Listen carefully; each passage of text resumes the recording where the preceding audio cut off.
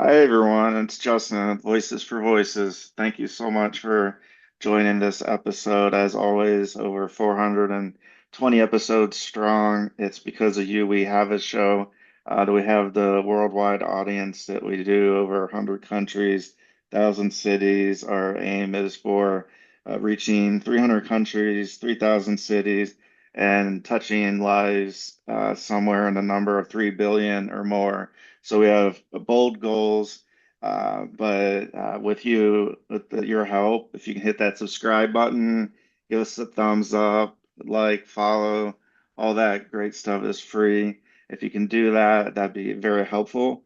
And if you are able to, reach out, maybe do a group text, 25, 50, your closest friends, friend groups, colleagues, loved ones, let them know about the Voices for Voices show, especially this specific episode with Bishop Foreman is a treat for us to bring to you his expertise, his passion, and we're just so grateful to get started. So I will get started by uh, doing a little bit of Bishop Foreman's bio from his website that covers quite a lot of information, and looking forward to the conversation.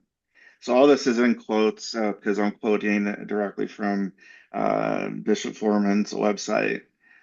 Known as the people's bishop, he is a shepherd that loves those he leads. Bishop Kevin Foreman is a Renaissance man who has devoted his life to changing lives. Born in Denver, Colorado, and reared in Orange Mound, an area of Memphis, Tennessee, riddled with the plight that often accompanies the inner city. From humble beginnings, through God's amazing grace, he has defied statistics and transcended superficial boundaries. Today, he is an influential pastor, successful church planter, bishop, success coach, in demand speaker, author, philanthropist, and entrepreneur. Bishop Foreman is the founder and chancellor of Harvest Bible College, pioneering #Fit Harvest to promote healthy living in the harvest movement. Bishop Foreman celebrated successfully shedding over 95 pounds through a simple yet powerful lifestyle changes. This is a testament to God's desire for us to walk in His shalom, where nothing is missing, nothing is lacking, nothing is broken, and all is well. So I want to introduce Dr. Foreman to the show. Thank you so much for joining us. Listen, I'm super excited to be here with you. Let me just say thank you for what you do, creating Oh, these conversations. I believe conversations are catalysts for transformation. And so, thank you for what you do to create these conversations to help people. I love the name Voices for Voices. I love the name, love the mission, love what you do. So I'm super excited to be here as part of the conversation and hopefully add some value to everybody watching and everybody listening. absolutely. So I'll just start with why why do you want to help people? What got you started in the ministry to be Yeah. doing the things that you have done, that you are doing, and will be? What got you started? That spark in your mind? Yeah, you want to know the truth? The joke is, I came out of my mom's womb with a Bible and a briefcase. Like I just came out with this affinity towards spirituality, and I intentionally use the word spirituality because to me, it was all about the gospel is good news, and the good news is the bad news is wrong. So there's an approach that says condemn, condemn, condemn, beat down, beat down, beat down. That's not my approach. Then there's the approach that there's the gospel, there's good news. So that's why I use the word spirituality. And then success, business, entrepreneurship. Started my first business when I was 12, got into the ministry when I was 12. At 21, I built Denver's largest Black owned mortgage company. And I got started early as a pastor and then even as a senior pastor, and then a bishop, which is, for those who are unfamiliar with it, it's just basically a pastor, two pastors. Every general needs a general, every coach needs a coach, every leader needs a leader, and so that has just always been intrinsically something that's a part of me. I don't know another way of life except using my life to change the lives of other people. I literally don't know another life. I don't know another way. And what's crazy is I'm the first in my bloodline to do it. I'm the first in my family to do it. The first in those, in the community that I grew up in and around to do it. And so I think I represent what a lot of people are, which is you're the curse breaker, you're the line crosser, you're the boundary breaker, you're the history maker, you're the one that's got to go blaze the trail because nobody else blazed it for you. And that can feel very uncomfortable until you know you're not alone. So I'm the one to say to those that have to do it, you're not alone. I love it, and that is especially in today's society.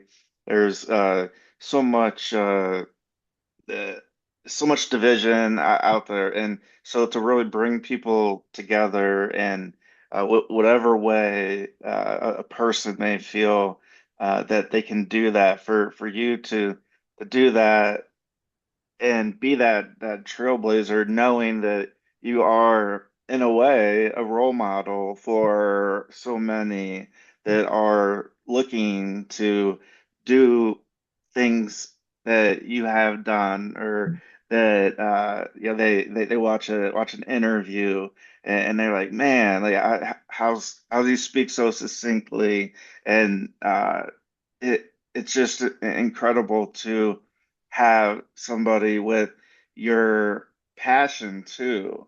Did that passion kind of come out too, like we said, Yeah. with the briefcase and the Bible? You know what? Honestly, so I was a really shy kid. And if I'm honest with you, there's even moments that shy will try to creep up on me now. But when I would get on a stage, I would come alive. I remember in Memphis City schools, in elementary school, Smuckers, the everybody knows jam and jelly and all Oh, that. Well, they came to the area and they needed a spokesperson, and so I was a different type of kid, and I learned to not demonize my difference. While a lot of my peers were focused on hanging out with one another, I was the type of kid where I was like, I want to be in the good graces of the teacher and the principal and the administrators. Like, I want those to be my friends. That was basically the leader in me that was drawn and to other leaders, and so I just was different. And so in that, I remember when Smuckers came, the principal and my teacher at the time, they said, well, we think you'd be perfect for this. And again, in private or in small social settings, I am very nervous, and I used to perspire really heavily. So you can see my nervousness even as a kid, right?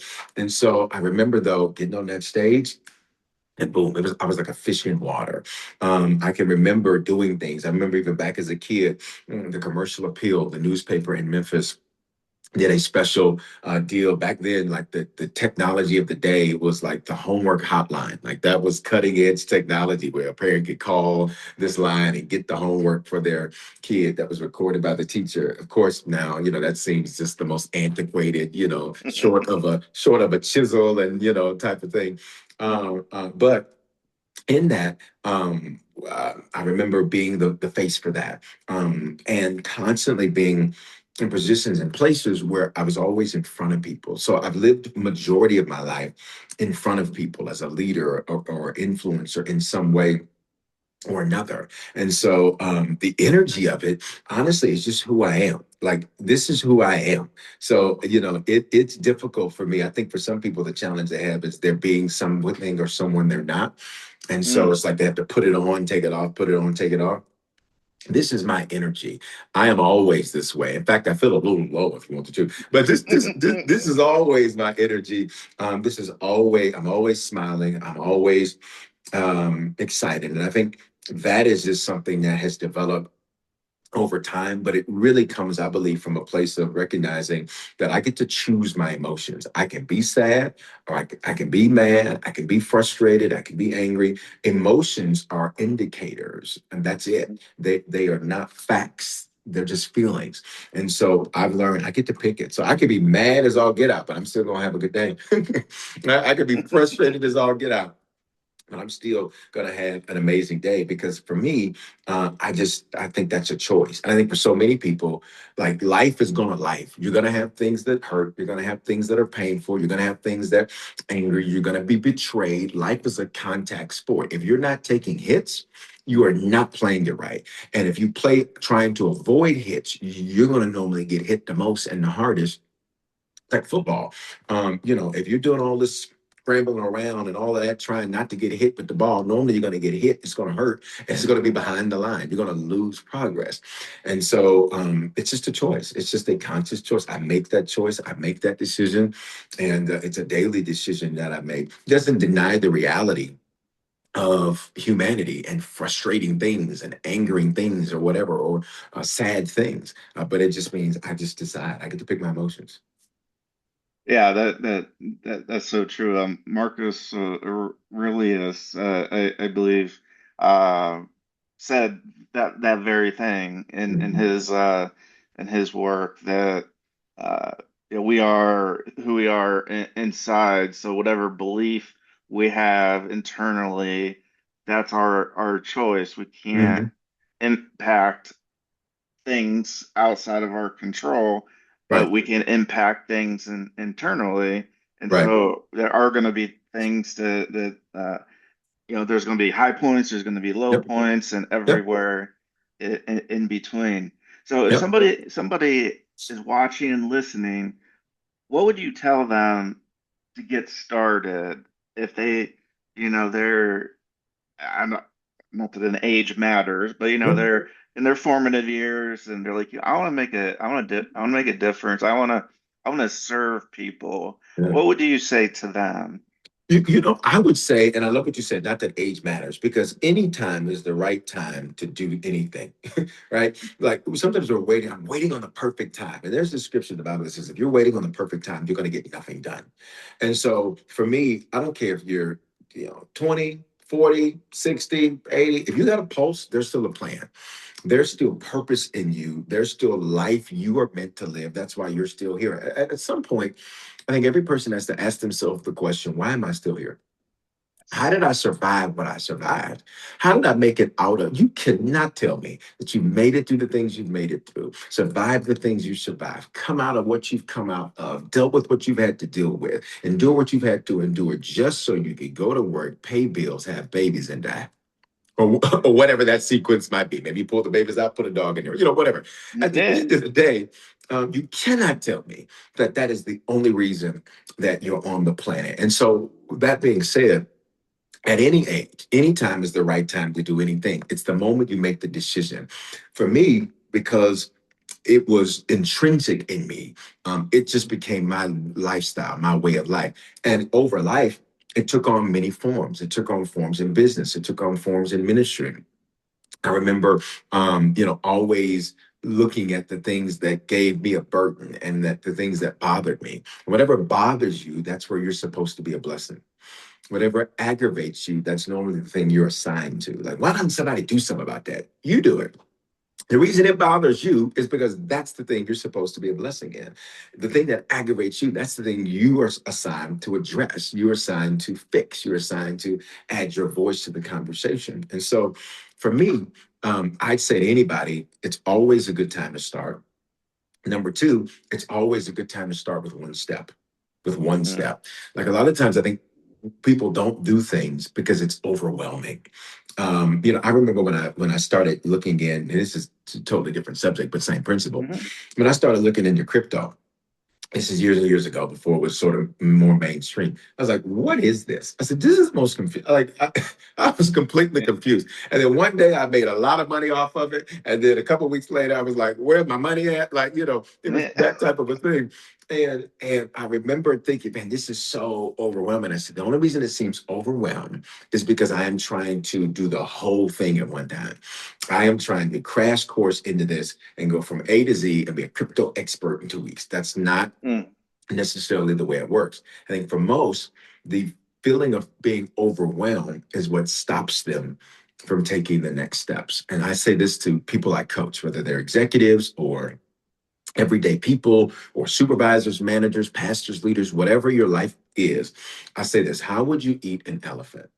And most people kind of, well, maybe eat an elephant. We don't eat elephant. And Mm, to be clear, I am not suggesting that we should go out eating elephants, right? This is a yeah. animal friendly discussion. Yes. But the reality is everybody would say, well, one bite at a time. Just because it's bigger doesn't mean I change my approach.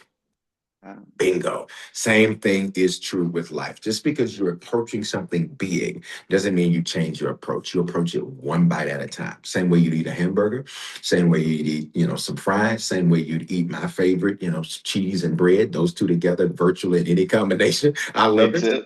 Same, as you get it, same way. So I think number one, it's anytime is a good time to do anything. Number two, the way you got to do that is one bite at a time, one step at a time. So let's say you want to, get involved in missions work, for example, and not just Mm, overseas, but something domestic. Take one step, do the research, then take the next step. Figure out what area most speaks to you. Like, don't get into it and, oh, I spent, 20 minutes on this and I'm so overwhelmed. Because normally when we feel overwhelmed, what are we going to do? It's like drowning. I want to get out of this water. And that's what most mm. people do is they get out of the water and they never get back in it because of how they got in it. Put one foot in, then a little bit of knee, then put a little thigh. Then, before you know it, you're in it and you mastered it. Absolutely. How important, it's kind of a softball question, but how important is prayer to your life and for others? I know when so I hit mental health rock bottom in 2017, and I Mhm, was away from the church mhm, for the college years plus mhm, a few. And once I came out of rock bottom, I had my psychiatrist, I had my team, mhm, but then there was still something missing, and it wasn't until I brought faith back mhm. into my life that I felt as whole as can be. Yeah. So I'm just curious on the importance of prayer in your life and for others that are watching and listening.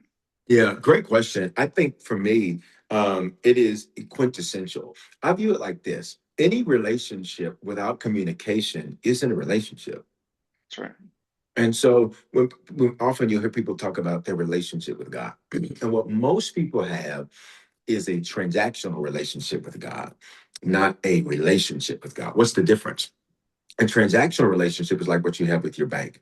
When Mm. you go to your bank, I'm there, I'm getting something, I'm depositing something, or I'm getting something, and I'm out.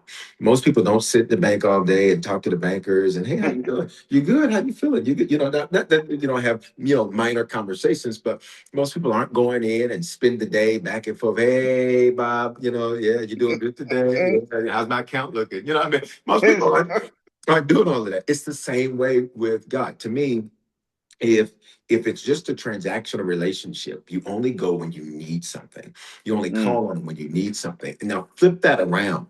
Would you want that type of person in your life? And the Oh, only time you heard from them is when they needed something from you. You'd be like, matter of fact, when you saw them call, you'd say, oh God, here they go. What mm, do you need? What do you want? Because you already know we're not building any type of relationship or connection. The only thing we're doing is transactions. You're getting something from me. And at a real deep level, you have to look at that as usury. This is usury. And I think this is why mm, so many people can get frustrated in their relationship with God, is because it's not really a relationship. You only go to him when you need something. Conversely, relationship means this is an interaction we're having all day long. And I think that's what prayer does. It's two-way communication. It's not just you talking to him, it's him talking back. It's not just you giving him when I was a kid, I don't know if you remember this. Remember they used to have the big thick catalogs they'd send from J.C. Penney around oh 50. yeah. Oh yeah. So listen, when that catalog would come, I would go to that catalog, I'd start marking pages, circling prices, and I'd start paying attention if they changed the prices or raised them, right? Because I Mm, this was my Christmas list. This is what I want.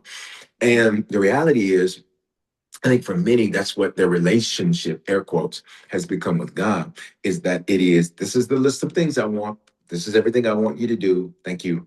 versus a true relationship where it is dialogue. You're speaking, he's speaking back. You're speaking, he's speaking back.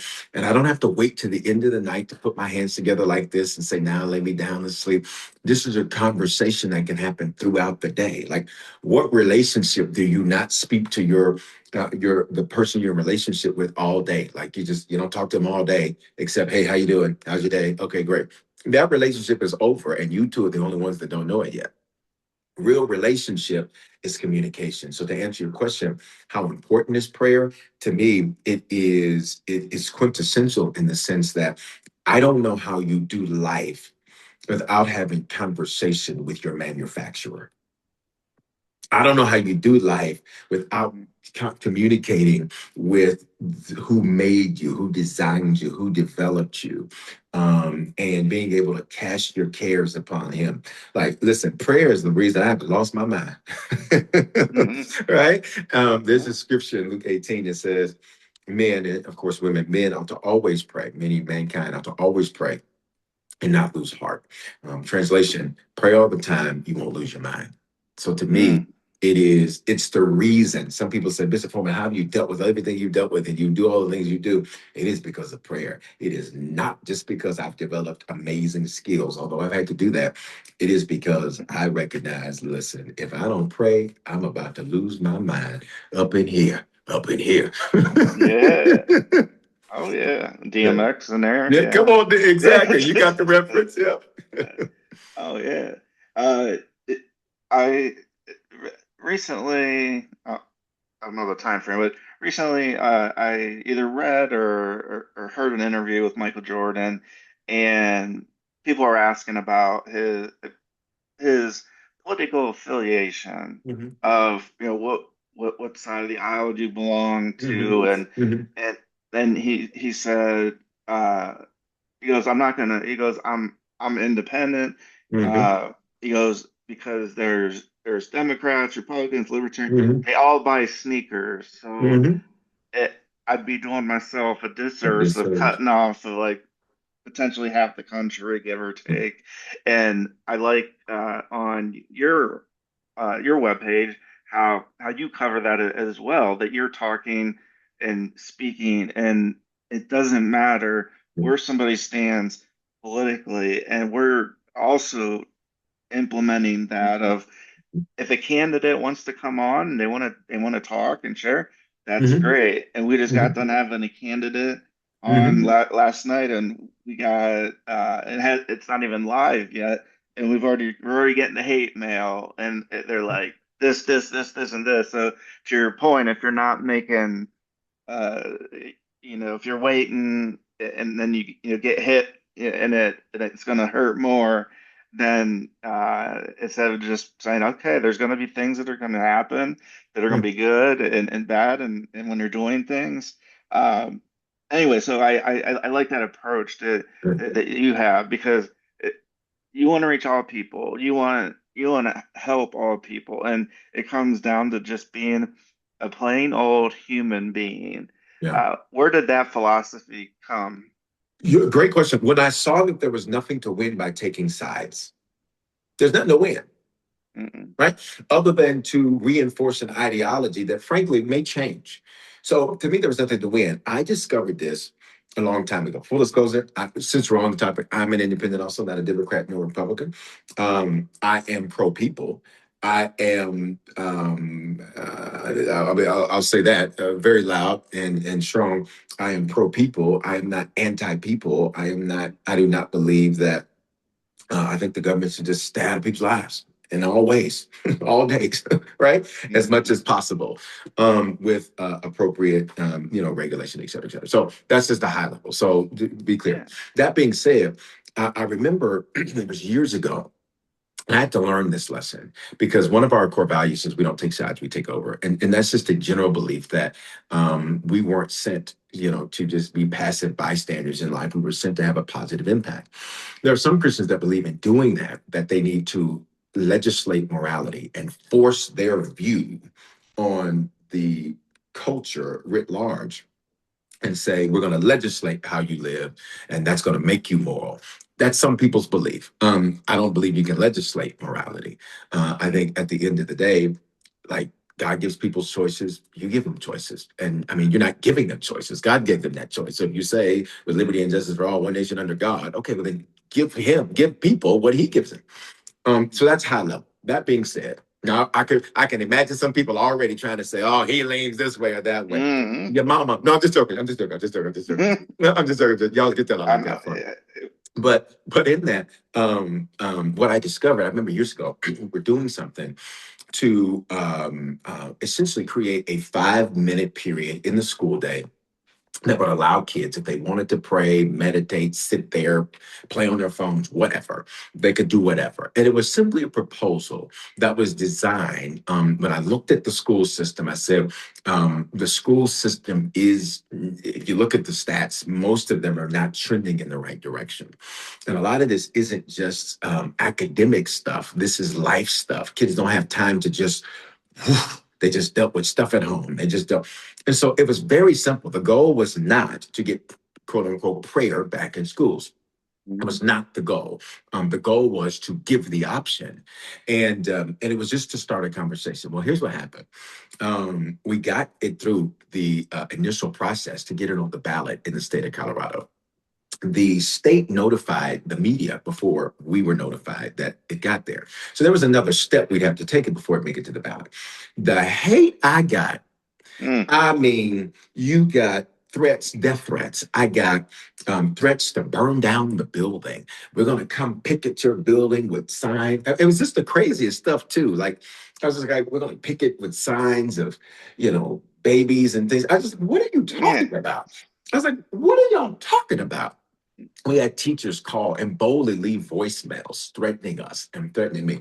I mean, it was intense for a few weeks to where like it was like we had to like literally lock down, and like Mm-hmm. security around me was like a bubble around me, like, because we got a huge number of threats. The media came after us. They went to every person that had any name similar to mine and were knocking on doors and standing outside. I would see news trucks outside of my house. Bishop Foreman, are you in there? I'm Mm. like, y'all, all this is the first step for a ballot initiative. And I'm not what y'all are saying we're trying to do. We're not trying to do. And so I mean, it was really crazy for about 2 weeks. And in all of that happening, I recognized you all took this and made this political. They even got a pastor to come on and said Mm. to oppose me. And I said, oppose me? You didn't have to oppose me because I wasn't what you're saying I'm trying to do. I'm not trying to do. And he got on and said, I don't want the schools educating our kids in prayer at all and religion at all. I said, that's not what did y'all read it? I said, that's not what we're trying to do. Here's my point. I quickly learned how people already have decided what they want to believe when it comes to a lot of those political issues. Something that was not political was politicized, and we found ourselves in the crosshairs of it. And so as the years progressed, I realized there's nothing to win taking a side. There's nothing to win. So my approach has always been I will work with who works with me to advance the lives of the people that I lead. And if you're a Democrat, let's work. If you're a Republican, let's work. Now, in my experience, the facts are coming out of Denver, the majority of the folks that were willing to work on the Democratic side. But we certainly did what we could on both sides. That's just my experience. And so that's the approach that we take. So we make that clear on our website. Are we politically affiliated? Because now it's almost like if you're a Christian, that means you're a Republican. No, Yeah. that is not what that means. And you have to be clear about that in today's world because people automatically associate different things in ways that they don't have to be associated. But I say to you, I get it. And whenever you start touching that, especially right now, you're going to have people Mm. on either side. And sometimes it'll amaze you the people who should understand you and know you. And they sometimes are the loudest critics. And you're saying, did y'all listen to what was said? I remember during this last, and I know it's a long answer, but I had to just You're get it out good. there. But Yeah, I please. remember during the last presidential cycle between Vice President Harris and Donald Trump. Mm. I remembered that we were just talking about the importance of people going to vote. That was it. And we got messages from people that, it seems like you were saying this, and it seems like you were saying this, and I feel very strongly about this. I said, I didn't say any of that. I said, go vote and educate yourself. Because at the end of the day, if you don't educate yourself, you may vote against your own interests. Don't vote against your own interests. Don't support something that ultimately is not going to be beneficial. And some of the messages that came through, again, reiterated to me that there's nothing to win here by taking a side. That's so true. Uh, Yeah. it's so true. And then, uh, yeah, it's interesting to have a compadre to, and, Yeah. been there, done that. Yep. Unfortunately, it's not the funnest thing, but yeah. So that it's mayhem. But then I kind of feel like I'm not doing anything worth doing if I'm not running into some things, Oh, running yeah. into, because like you said earlier in our conversation, the easy thing to do is just to walk away, to do Yep. nothing, to just sit on the couch, just Yep. yep, we're not going to have anybody on the show that says this or says that. It's like, Yeah. then why have a show? Like, I you have a know, show. Well, I have a if we're not, show. yeah, if we're not going to have people from all walks of life. Yep. And we even said, say, hey, if you're interested in coming on a show and you're a candidate and you want to Mm-hmm. talk, we'll give you the same airtime. I don't Mm-hmm. care where you're at. We're in Ohio, and this individual's in Oregon, so they're running Mm-hmm. for governor, and so like, Mm-hmm. it doesn't matter where it's at. Right. As our time unfortunately comes to a close, what's the best way for people to learn about your work, to follow you, to be a part Yeah. of your movement, Bishop Yeah. Foreman. Yeah. But again, just want to say thank you for having me. And thank you for, again, I said it at the beginning, said it again, thank you for creating these conversations. I just got to add one thing to the thing you just brought up Please about, do. if it's not worth, if you're doing something that's worthwhile, if you want to never be talked about, don't do anything worth talking about. At the end of the day, that's where the wins are, is having these conversations. And I say to those that maybe are listening and think, oh, I can't believe you had this person on the show, whatever it might be. Sometimes you have to step back and ask yourself two questions. One, what's the harm in hearing how somebody else's thinks? If it's that much of a threat to what you think or believe, then perhaps you need to check your own thoughts and beliefs. I'm a Christian, unapologetic, all day, every day, 5 times on Sunday, right? Um, I can listen to an atheist. That doesn't, oh, I can't listen to this. No, I want to hear what you think, because it helps me to be more effective Mm, at what I do, and it only concretizes what I believe. Or if it does blow a hole or create an area of doubt, now it makes you go do some research and say, okay, what is the real issue here? So I encourage everybody to think at a higher level and realize that just because you're listening to someone who opposes you, that's not a loss, it's a gain, because it gives you insight. Like sometimes you need to see how people who are on the other side of an issue think about it, to figure out, how did you get here? What happened to you to get here in your mind? Because maybe I don't understand where you're at. I don't get where you're at. I think where you're at is crazy. Okay, but how did you get there? It's important to understand that. So I just have to say that, because I think sometimes people think, even considering to listen to someone different or someone on the other side, I make it my business to routinely listen to a variety of thoughts and opinions about an issue, not because it's necessarily going to change mine. It's going to help me make mine better. It's going to help me make mine more expansive. And sometimes, can I be honest? It helps me to be more objective about an issue, because now I'm not just looking at it through the silo of mm, what I've already chosen to believe or what I already think.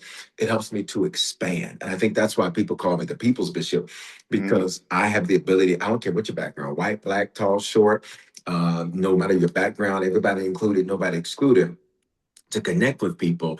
And they say, you know what, that doggone Bishop Foreman, I tell you what, when he's preaching, it's like he's talking to me. And that can be from anybody. It's not just mm. one race or one background or one. It's amazing to me. We've seen over almost 13,000 professions of faith in our existence. 1,859 in 2025. We're knocking at the door of 100 just a few days into 2026. That is because, again, the good news and the bad news is wrong. Something we want to do for your audience, though, is Yes. we want to sow something into them. I'm a giver. So we want to sow something into your audience, and that is a discount.